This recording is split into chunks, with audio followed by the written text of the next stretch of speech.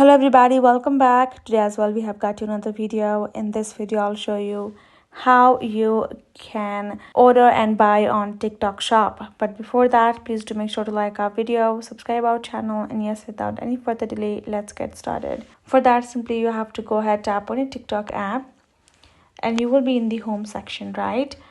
And then you simply have to switch to the TikTok shop tab. It should be one of the option at the bottom or should be up like this explore and theme option right over here. Once you have gone to your shop tab, you will be there. You will be able to check out the for you page and for you section of the all of the products and the shops that are available. You're simply going to go ahead, tap on a profile and check out the products that has been linked, that has been showcased.